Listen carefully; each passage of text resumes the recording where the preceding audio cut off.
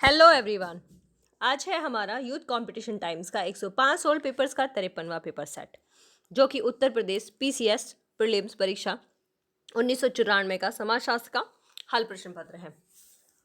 आगे बढ़ने से पहले एक बात बता दूं कि वीडियो अपलोड होते ही वीडियो क्वालिटी ख़राब हो जाती है, तो उसके लिए आप लोग अपनी जो इमेज क्वालिटी है वो सही कर लेना। 720 कम से कम करोगे तब कहीं जाके पिक्चर सही से दिखाई देगी, अदरवाइज खराबी दिखाई देते हैं, क्योंकि ये बुक के पेज हैं सीधे सीधे, ना कि टाइपिंग की। टाइपिंग वाले तो फिर भी 240 पे ठीक हो जाती है, लेकिन ये तो 740 आप करोगे, 720 तब कहीं जाके सही होगी। ओके, तो दूसरी बात कि हमारा टेलीग्राम ग्रुप है, अगर आप लोग उसको ज्वाइन करना चाहें तो उसको ज्वाइन कर सकते हैं। उसका लिंक डिस्क्रिप्शन बॉक्स में दे दिया जाएगा।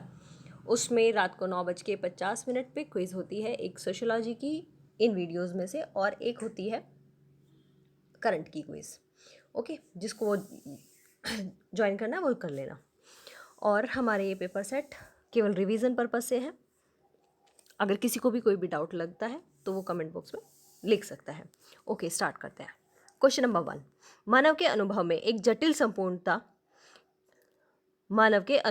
जटिल संपूर्णता के रूप में पर्यावरण की व्याख्या किसने की? तो ये है मैकाइवर। दूसरा क्वेश्चन है, समुदाय में होने वाले परिवर्तन का स्थान आप कहाँ निर्धारित करेंगे? तो इसका आंसर होगा ऑप्शन नंबर सी, समुदाय के आवास प्रतिमानों में। नेक्स्ट है, निम्नलिखित में से कौन सा मिलान सही नहीं है? तो हमें इसमें से सही नहीं को चूज करना है। तो ये है इन इक्वालिटीज एंड सोशल चेंज। ये एम.एन. श्रीनिवास की इन्होंने लिखी है, जबकि ये एम.एन. श्रीनिवास की बुक नहीं है। तो नेक्स्ट है, सांस्कृतिक परिवर्तन परिणाम है। सांस्कृतिक परिवर्तन परिणाम है किसके? आविष्कार एवं अन्य संस्कृतियों के से संपर्क के।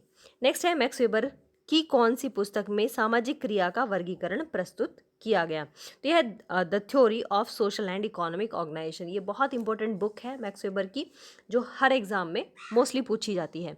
नेक्स्ट है, विस्तारित परिवार में सम्मिलित होते हैं कौन? दादा दादी और समपार्श्विक स्वजन, जो उनके आसपास वाले स्वजन होते हैं, वो मतलब बहुत ज़्यादा नज़दीक वाले, जो उनसे रिलेट करते हैं दादा दादी से।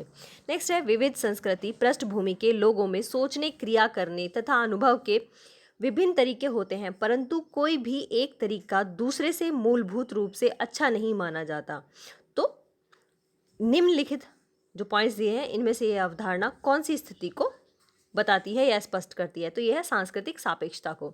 नेक्स्ट है, अनुसूचित जनजाति के कल्याण हेतु कौन सा स्वैच्छिक अभिकरण सबसे अधिक महत्वपूर्ण ढंग से कार्यरत है? तो इसका आंसर होगा भारतीय आदिम जाति सेवक संघ। नेक्स्ट है, सोरोकिन पक्षधर हैं। तो सोरोकिन किसके पक्षधर हैं? सोरोकिन समाजशास्त्र के समन्वयात्मक संप्रदाय के पक्षधर हैं। एक वीडियो जस्ट इस वीडियो के बाद ही बनाऊंगी छोटी सी, जो जिसमें से कि स्वरूपात्मक और समन्वयात्मक के राइटर्स अलग अलग करके दिए होंगे, क्योंकि ये क्वेश्चन बहुत बहुत आता ही आता है। आप स्वरूप को डिफाइन करें या समन्वयात्मक को डिफाइन करें, लेकिन इसमें से एक क्वेश्चन बनता ही बनता है। तो वो एक शॉर्ट वीडियो होगी 2 मिनट की, उसको आप देख लेना। नेक्स्ट है, भारतीय संविधान के, अच्छा पेज नंबर चेंज कर लेते हैं भाई। भारतीय संविधान के अनुच्छेद 17 में निम्नलिखित में से कौन सा उद्देश्य निहित है? तो ये है अस्पष्टता का सभी रूपों में उन्मूलन।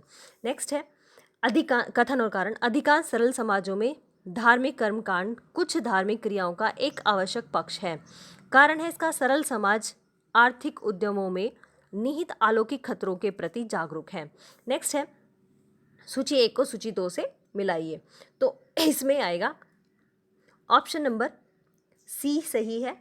तो इसमें ए का है परिवार के कार्य का है समाजीकरण।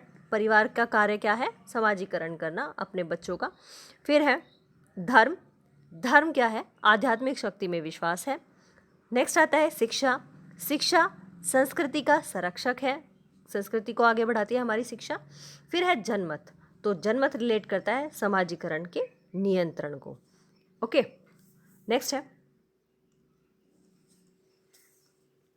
भूमिका से संबंधित निम्नलिखित में से कौन से कथन सही है? तो सही को चूज करना है इसमें से।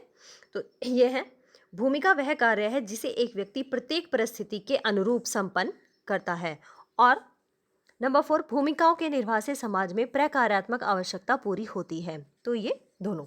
नेक्स्ट है, सूची 1 का सूची 2 से मिलान करना है। तो ये है प्रिमिटिव कल्चर, टायलर की है। साइंटिफिक थ्योरी मेलिनोवस्की की है। ह्यूमन सोसाइटी डेविस, और सोसाइटी है मैकाइवर की। नेक्स्ट है फिर से सूची 1 को सूची 2 से मिलाना है। तो ये है अभौतिक संस्कृति, ऑकबर्न की है। चेतनात्मक संस्कृति सोरोकिन की है। सांस्कृतिकरण श्रीनिवास का है। सामूहिक प्रतिनिधान ये दुर्खेम का है। नेक्स्ट है फिर से सूची 1 को सूची 2 से मिलाना है। तो ये है pattern of culture, Ruth Benedict की है। Crime and custom in civil society Malinowski की है। Decline of the West Spengler की है। Social and cultural dynamics Sorokin की है। नेक्स्ट है एल्विन ने भारतीय जनजातियों में संदर्भ पृथक्करण की नीति का समर्थन इस कारण किया क्योंकि संपर्क से आदिम संस्कृति का विघटन हुआ है। नेक्स्ट है बढ़ते हुए मानवीय सुख के आधार पर प्रगति की व्याख्या किसने की? तो आंसर होगा वार्ड ने। नेक्स्ट है दुर्खेम के अनुसार आधुनिक समाजों में निम्नलिखित में से कौन सा मुख्य स्रोत संबंध सहबद्धता तथा एकता के लिए उत्तरदायी है? तो इसका आंसर होगा श्रम विभाजन। नेक्स्ट है निम्नलिखित में से समाज में संरचनात्मक परिवर्तन का उदाहरण कौन सा है? तो इसका आंसर होगा सामंतवादी समाज का पूंजीवादी समाज में परिवर्तन होना। नेक्स्ट है निम्नलिखित में से सामाजिक नियंत्रण की विधि कौन सी है? तो इसका आंसर होगा उपरोक्त सभी। उपरोक्त सभी में कौन कौन सी है? प्रचार, कानून और परीक्षण, ये सभी। नेक्स्ट है